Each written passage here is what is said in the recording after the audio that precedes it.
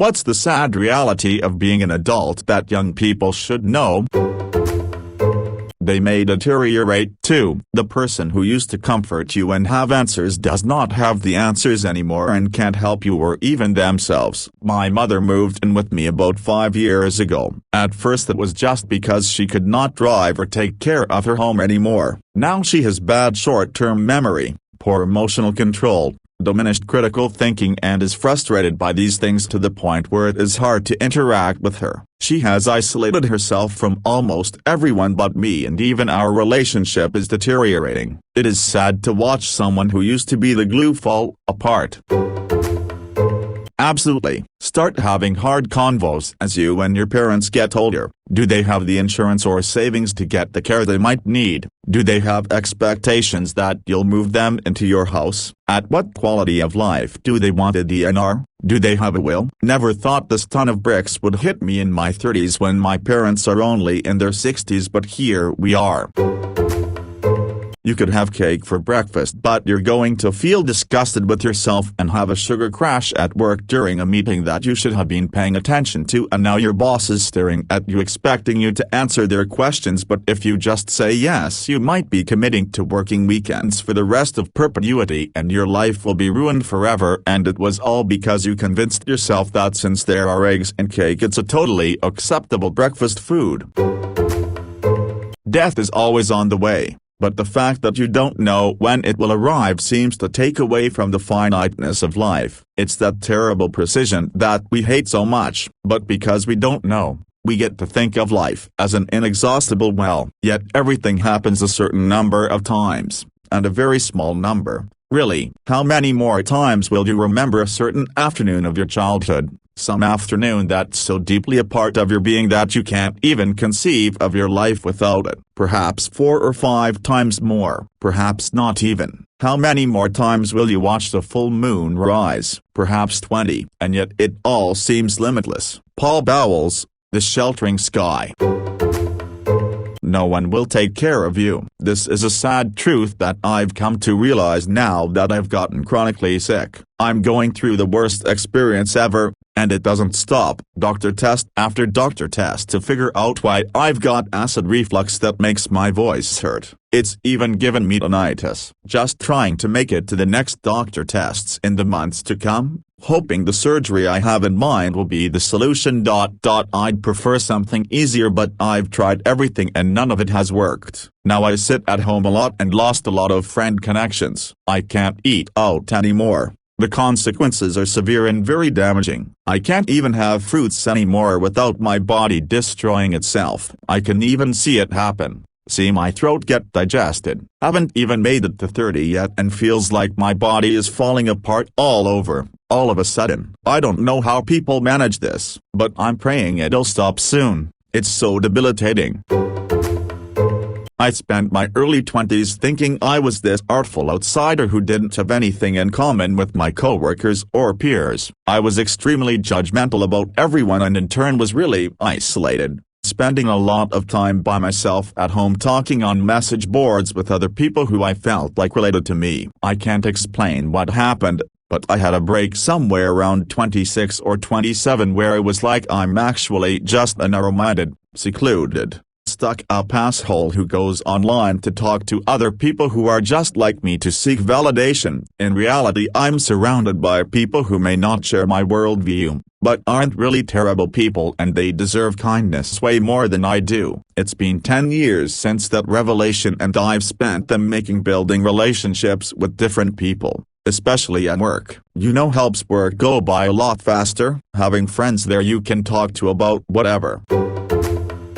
This is a big one. You don't realize as a kid how you're constantly in social situations through school and sports activities, etc. As an adult you realize that those best friends you currently have, they'll always be your best friends, but you might only get to see once a month or a few times a year, and there'll be people you're close to that you won't see for a year or more. Lining up schedules to meet is so difficult. People have work things, family things, or just want to let their mind and body rest after a week of work. As a kid you don't really understand that once you're grown as shit, you spend your week working. Saturday is life admin day, laundry, housework, food shopping, errands, DIY etc. Not everyone wants to go out Friday, spend Saturday with a hangover and then only really have Sunday to relax or enjoy yourself before you need to think about work again, and sometimes you forget you're not 18 anymore, drink way too much, and you ruin your entire weekend with a 2-day hangover. Yes, they happen. Yes, it'll happen to you. We used to be able to drink an entire bottle of vodka before going out too. Nothing sounds appealing about that anymore, and I'm only 29.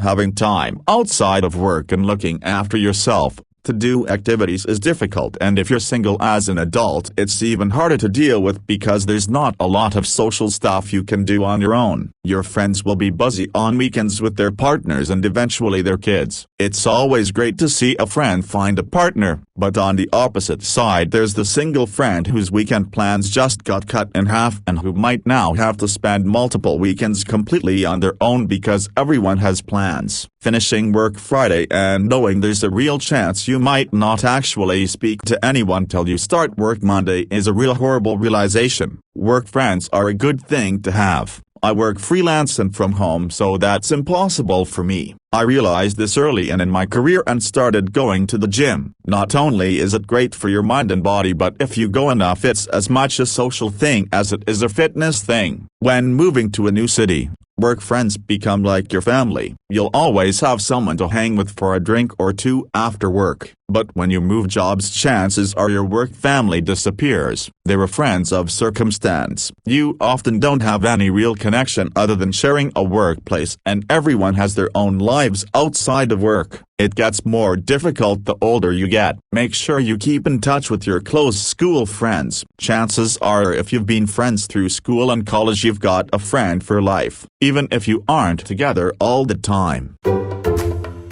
For me, you realize not even your parents have their shit together. When they say it'll make sense, you're older, they mean it.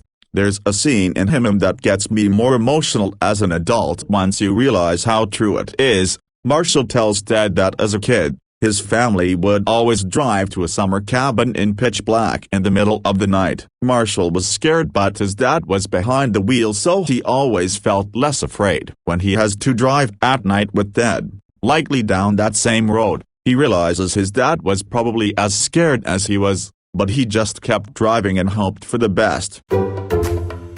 The good news is that the people you used to call on for help weren't better than you, or magic, or special. They were just like you are now, stuck as adults. Stuck as the person who has to find a way to do it, and they probably felt as lost, worried about failure, and desperately hoping for someone else to take over as you do now. Most people have imposter syndrome about adulting. This is magnified by the fact that a lot of the markers of adulthood we saw growing up often aren't applicable today. You can't adult like your parents did even if you wanted to, so try not to feel bad about that. It's a different world now and it has different ways to adult. Childhood is heavily structured, sort of like having bumpers on a bowling lane. For the most part, you know where you're supposed to be, and where you're going next. This is true both on a daily basis and a long-term basis. Every day, your parents arrange for your breakfast, then you go to school, you go to an extracurricular, you come home, your parents arrange for your dinner, you do homework, you play, you go to bed. Each year, you have midterms, then finals. Then you move to the next grade. You go from elementary school, to middle school, to high school, to college or tech school, then to a job. It's possible to go off the rails as a kid, but it's fairly difficult. The system will exert immense force to keep you on track and rolling along to the end. Even if you fuck up significantly, there is always somebody to pick you back up and chuck you back down the bowling lane. Even if you start rolling backwards, if you skip school and get caught, the police might even haul you in as a truant. The system is that serious about keeping you moving along the path. Then you graduate, the bumpers come off, the lane disappear, and you're a bowling ball sitting in an empty field. There's no more track. There is no system pushing you along. There's not even any pins. No obvious goal or objective. If you fuck up or slack off as an adult, you might literally become homeless and sleep under a bridge. You might literally not eat. You could actually die. That force that propels kids from grade to grade, promoting them up through the system, does not exist at all in the adult world. There is nothing propelling you into a job, promotions, or raises. There is nothing propelling you into renting an apartment, finding a spouse, or into owning a house. You have to fight, and scrap, and challenge for everything from money, to recognition, to social interaction. Everything. The freedom that comes along with this is wonderful, and I wouldn't trade it for the world. It is the way it needs to be. But many people wipe out in early adulthood because they think that the magic force propelling them forward will stick around forever. Far too many people think that they're just going to be handed a job, promotions, and a house, for the simple reason that they were handed everything else they needed up until that point. But that's not how adulting works. Best answer: 100% this. I'd like to add that it may feel like you're still being pushed along a path. You can go to work, pay your bills, play some video games or whatever, eat, sleep and repeat, and you'll coast along just fine, until you're approaching 30 and you realize you've coasted through your entire adult life so far and achieved nothing. You can do everything right and have nothing to show for it. The most important life skills at this stage are knowing what you want, taking initiative, and being assertive. You have to make your own goals and realize that even simple things like making friends, finding a partner and having fun will now require serious effort. They don't just happen naturally anymore, unless you're very lucky.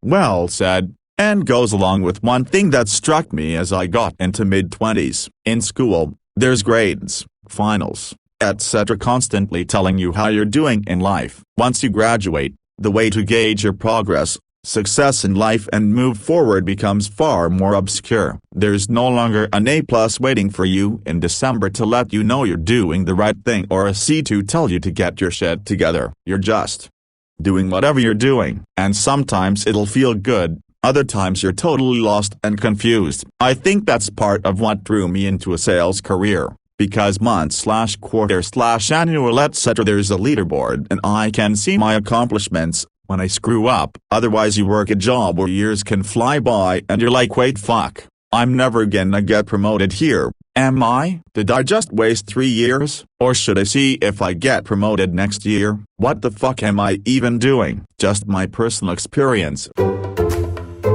Worse is that even if you do get a nice vacation you've saved up time and money for, you still have to deal with the fact that wherever you go, there's going to be like a bunch of other people doing the exact same thing at the exact same time hoping to have the exact kind of experience you're having. Think you'll enjoy a nice, quiet trip to Antarctica? Well, guess what? So did this family of 8 with the Chihuahua and this really rich entitled elderly couple who somehow brought an RV there to park in front of the most picturesque view. What's that? You want to eat at the top-rated restaurant in Antarctica? Have fun waiting 2 hours for a table and paying $30 for a burger. Thought you'd book time to hang out with penguins? Sorry. They're booked solid for the next 4 months unless you want to pay $200 for the VIP pass that doesn't include anything else other than you get to join that family of 8 that also somehow paid $200 per person and dog. Enjoy watching Braden kick a penguin while Kaylee and Coco see who can scream, bark louder. I saw my life branching out before me like the green fig tree in the story. From the tip of every branch, like a fat purple fig, a wonderful future beckoned and winked. One fig was a husband and a happy home and children, and another fig was a famous poet, and another fig was a brilliant professor, and another fig was E.G., the amazing editor, and another fig was Europe and Africa and South America, and another fig was Constantine and Socrates and Attila and a pack of other lovers with queer names and offbeat professions, and another fig was an Olympic lady crew champion. And beyond and above these figs were many more figs I couldn't quite make out. I saw myself sitting in the crotch of this fig tree, starving to death, just because I couldn't make up my mind which of the figs I would choose. I wanted each and every one of them, but choosing one meant losing all the rest, and, as I sat there, unable to decide, the figs began to wrinkle and go black, and, one by one, they plopped to the ground at my feet. Sylvia Plath. The Bell Jar. The reality of work. Finding meaningful employment is so fucking hard. I've studied in a broad range of areas, worked in a couple industries and I just end up disliking or despising whatever I invest time into learning. I feel like my master's has been a complete waste of time. My hobbies can't make me money. Actually applying for jobs and operating in a professional office capacity pretending I wouldn't rather be riding my bike or doing something interesting is fucking draining. People who like their job, please realize how lucky you are to have something like that to live for. Some people say they would get bored if they didn't have to work. I would not. If I didn't have to worry about money, like won a lottery, long-lost uncle inheritance, I would gladly volunteer plus spend time on my hobbies, travel my country, hang with my dog. Every decision you make might seem like the right one at the time. There's no use in dwelling on your past mistakes, so feel whatever you feel and let it go. Edit. Some of you are mistaking my wording here. Dwelling is not the same as learning from your past and your mistakes. Dwelling would be the inability to move forward from what has happened. Even though you can't change it, you can learn from your past mistakes and improve upon yourself. Nowhere did I say not to learn from your past mistakes. Also, you might learn in hindsight that a decision you made was not the correct one after it was made. It might be obvious in hindsight, but in the moment or at the time, it may have seemed like the right decision. Sometimes, you can't change the decision you made, so learn from it and move forward. Try the best you can not to make the same mistake again. While this is all 100% true, on the flip side, don't waste your youth obsessing over the future and try to enjoy the present to the best of your financial ability. Buy that frivolous thing that makes you happy. Treat yourself to a nice dinner, within reason. I once met a husband of a coworker who all he talked about was saving every dime, that he never goes out and never buys anything enjoyable, all for the sake of a life he plans to live 20-30 years from now when he's in his 60s. The thing about that, by then you're not as physically and potentially mentally able to enjoy life in the same way. Long story short, save for the future but also enjoy the now. The life you're living now is tomorrow's memory. Make it a good memory.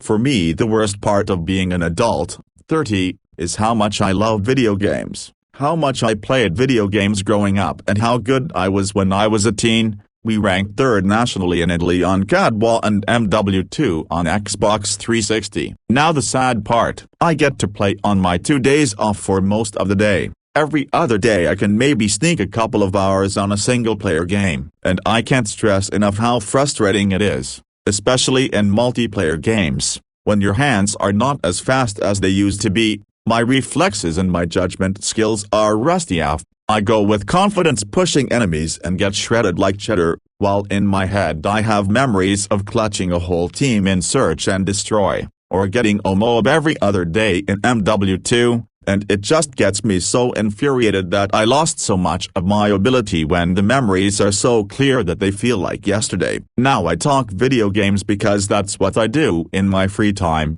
but I'm pretty sure this sense of losing who you thought you would always be can be used for many other things.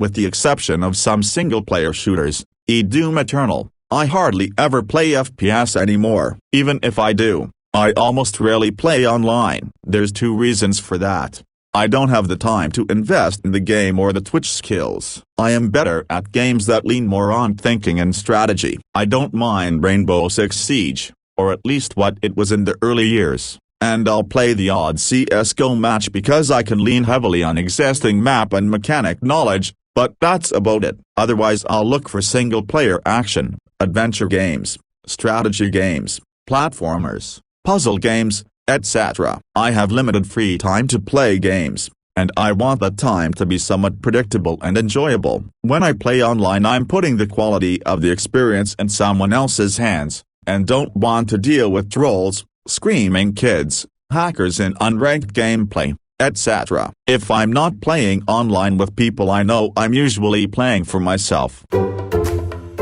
Your dreams are probably going to be crushed. Your chances of becoming a famous entertainer are practically none. Most people don't get careers. Most people get jobs. The competition for the coolest, most fun, and most prestigious jobs is murderous. While a few people get lucky, if you want to be successful you can't ride on having a great idea, you need to put in the fucking hours. There is no magic. Don't base your life plan on getting lucky. Even if you do get the cool, fun jobs, they aren't nearly as cool and fun as you think it should be. Every possible profession has drawbacks and you're going to have to deal with some kind of bullshit. Worst yet is that sometimes no matter how much talent, drive, and skill you have, no matter what you do you'll fail anyway. Even if you make it to the top, somebody is going to dethrone you, probably sooner rather than later. Absolutely nothing will ever go precisely as you planned it. You don't deserve anything.